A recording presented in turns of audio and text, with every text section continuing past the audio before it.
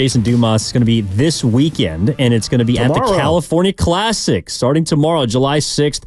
A summer basketball showcase, the California Classic at Chase Center, featuring 2024 NBA draft picks, second-year pros, and more players. So go to Warriors.com for your tickets, all brought to you by Clean California. Remember, just one piece of litter can ruin the game. Zero litter is the goal. We got 1 hour left here. It's flying by here on 95.7 The Game. The number is 888-957-9570. Big thank you to Tony Jones, who joined us earlier from The Athletic on the River Islands guest line. But what we're getting into now, Jason, right before the break, we kind of just threw up this hypothetical, this question, and we're trying to make it as realistic as possible. But the Warriors, Steph Curry and Steve Kerr. They're getting on you in the what do you mean? Text line. Uh-oh.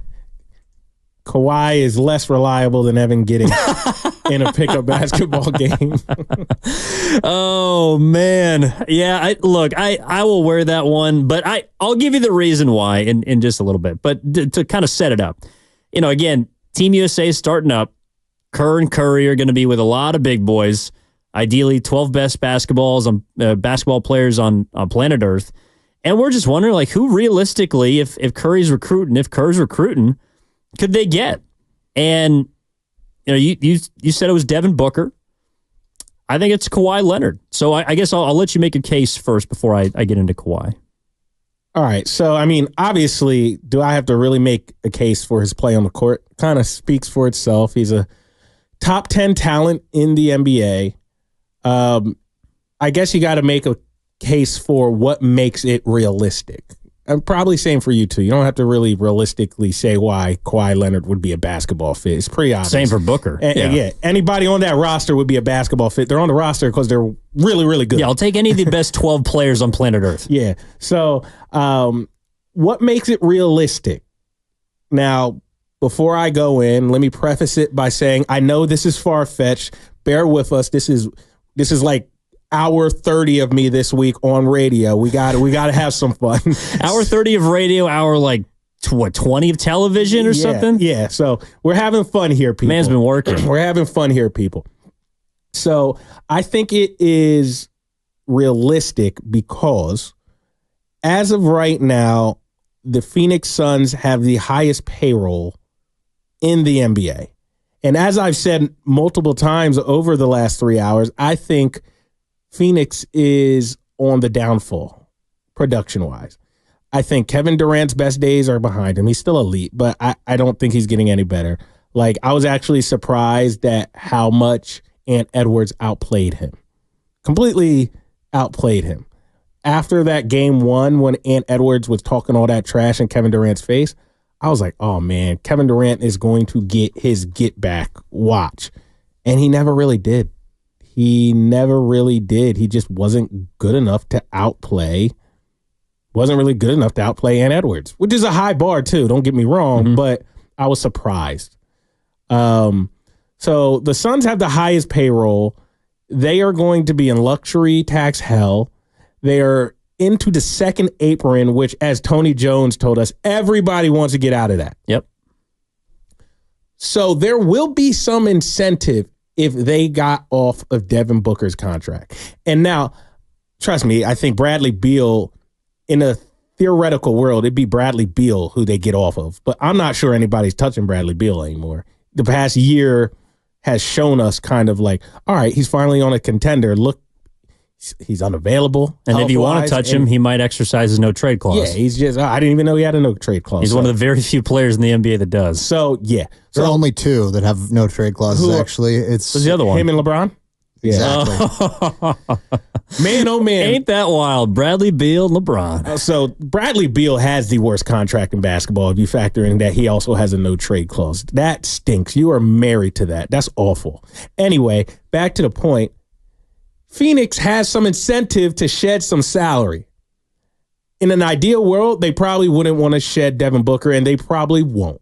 But if Steph Curry successfully got in Devin Booker's ear over the next couple weeks while they're at training camp in Vegas, and then they go over to France, and he's like, look, Dev, we could use you.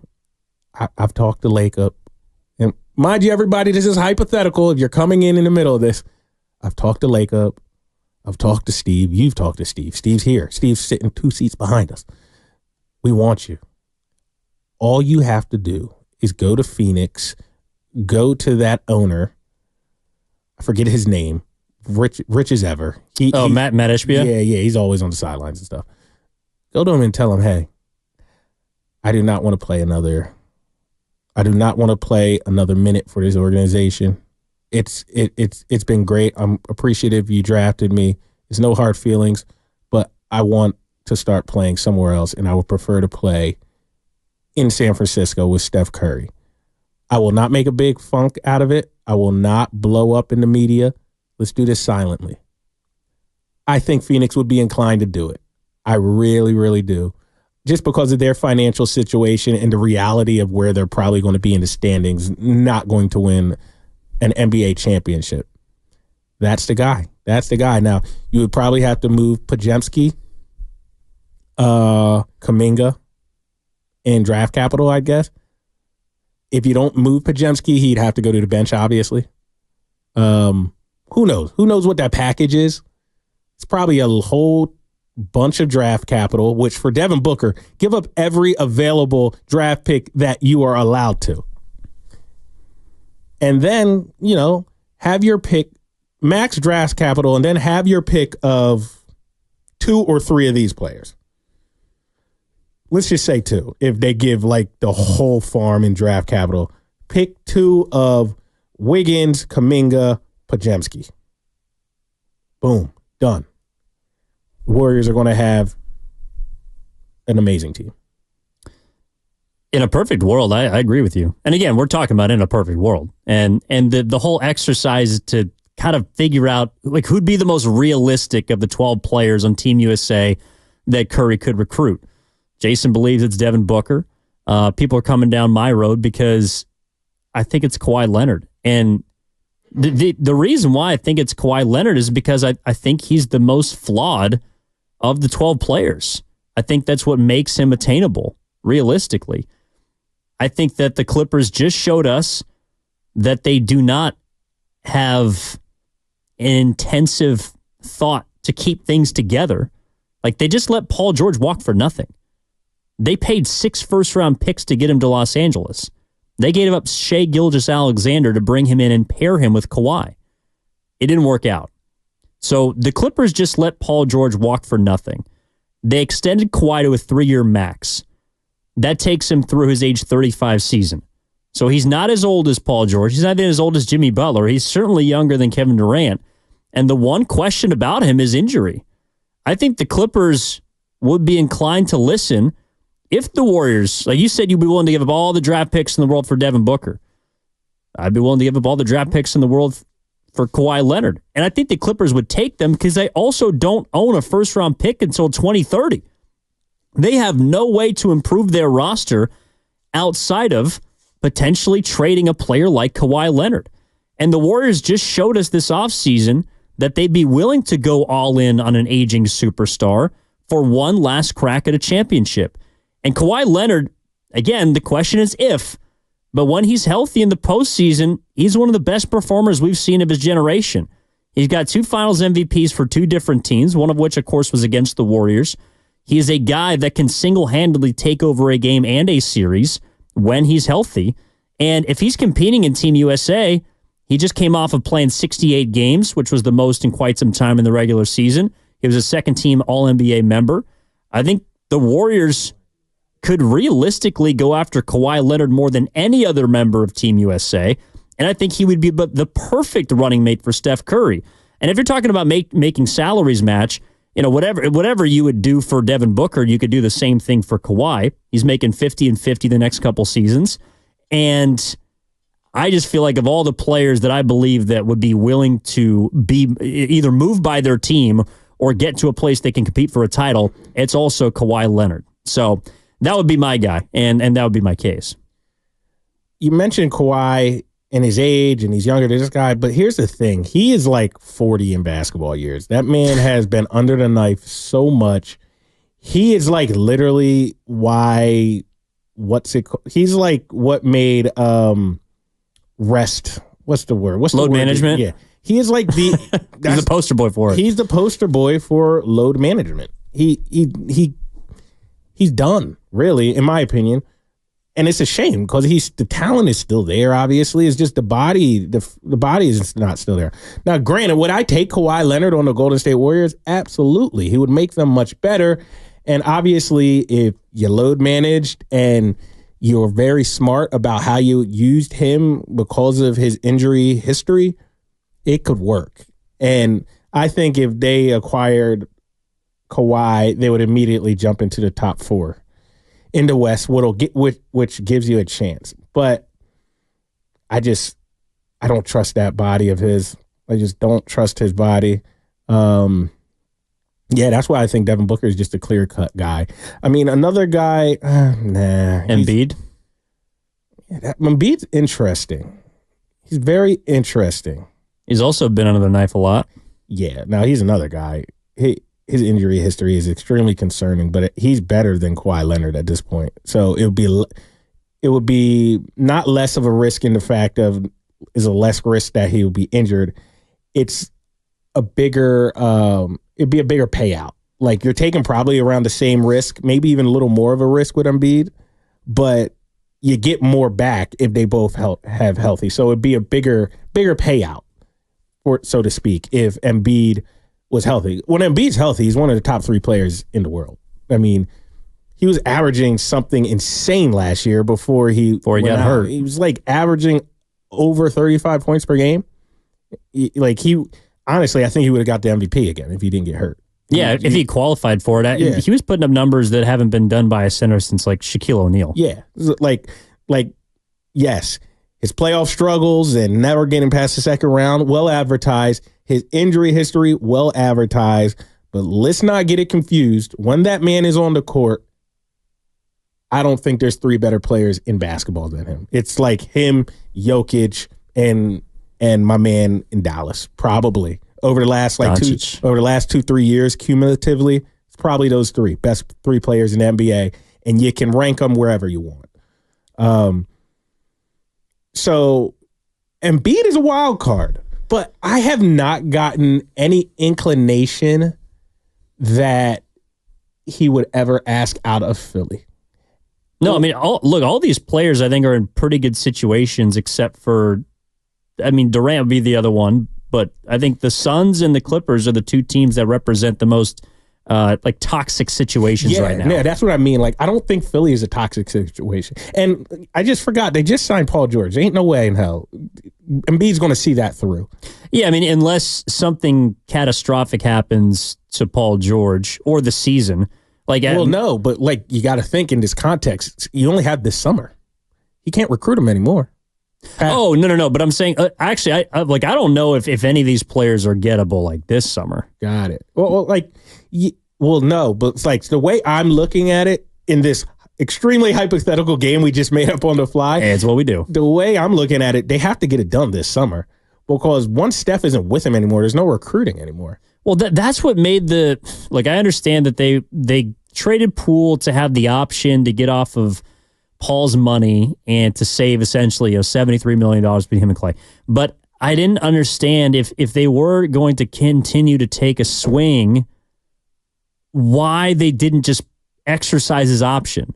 Now, maybe it's because they also thought they could turn that money into, like D'Anthony Melton, Kyle Anderson, Buddy Hield. I don't know if they could get those players if Chris Paul is still on the team. But it was actually, I know they wouldn't be able to get Melton because the full mid-level wasn't an option for them based on the money. But it seemed a little premature if there was another dark horse candidate out there, because part of this, part of getting a superstar is there's only so many teams that can actually acquire one because they can make the money work. And the Warriors were one of a few teams that could make money work with Chris Paul, but now they don't have many salaries even aggregated together that can match up to acquire someone like we're talking about. Exactly. And this is not breaking news, but it's something we should read on air. Klay Thompson bids farewell to the Golden State Warriors. Let me pull up this Instagram caption right now. He finally broke his silence, so to speak. Sea captain out. I'm gonna read it. It looks like it's about 6-7 sentences, but lock in. Klay Thompson, he posted this 30 minutes ago. Oh, Bay Area, there are not enough words and images to convey how I really feel about y'all. From the bottom of my heart, thank you so much for the best times of my life. It was such an honor to put that Dubs jersey on from day one. I really just wanted to be the best I could be and help bring as many championships possible to the region. The best part was not the rings, though. It was the friendships I made that will last a lifetime. My family and I would like to thank all of the amazing people who worked tirelessly to make the Warriors organization world class. Don't be sad it's over. Be happy it happened. Until we meet again. Sea Captain out. And then he posted a whole bunch of pictures. So yeah, you know, nice little I'm bit. so upset. Nice little bid farewell. Does that bring a tear to your eye, Carter? That was sad. Yeah. I'm looking at the pictures he posted. It's a lot of pictures with his family. It's kind of chronological. Yeah, so the first one is him getting drafted, holding the Klay Thompson jersey on draft night. Second one is him, looks like a rookie Klay Thompson, shaking hands with Ray Allen. Yep. When Ray Allen was on the Celtics. The second one is a split picture between Draymond, Steph, and Klay winning their first championship to winning their fourth. That's a really nice one. Next, it's him and Michael Mulder. Jeez, remember that name? Mikey Thompson. Yeah, Michael Mulder. It's him and Mikey Thompson, his brother, and it's Mikey's wearing a Santa Cruz G League uniform when Mikey played for the Santa Cruz Warriors. Then it's Klay and Jerry West. The logo. Sitting next to Jerry West. Klay and the Warriors, I think that is their first championship because I don't see... Yeah, because David Lee's on the team there. Yeah, and I don't see Kevin Durant. That's them with Obama. Jason Thompson. In the White House. Jason Thompson, rider guy. Then it's he had to include Easy Money Sniper, obviously. It's Gotcha. Klay. It's Klay and Kevin Durant. Then it's Klay and his two brothers celebrating the fourth championship. Mikey Thompson and Trace Thompson, the Major League Baseball player. Some video that it's video of Rocco. It's Rocco coming. I think that's my favorite. Yeah, it's Rocco walking through the halls of Chase Center. And then the final one, fitting Klay out on the water, just riding his boat into the city. Looks like he's on his way to Chase Center from that vantage point. All of which to the song "Way Too Real" by Too Short. Yeah. Good for Klay, man. Good for Klay, man. He's earned his flowers. Obviously, that's the understatement of the year.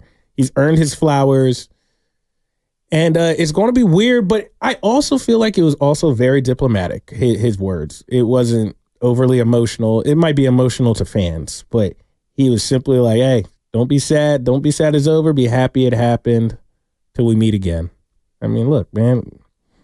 Like I've said all week, I've definitely have caught a lot of flack, I think, for the way I've talked about Klay leaving and some of the things that have transpired behind closed doors that I think people just don't want to hear. It doesn't mean it hasn't happened.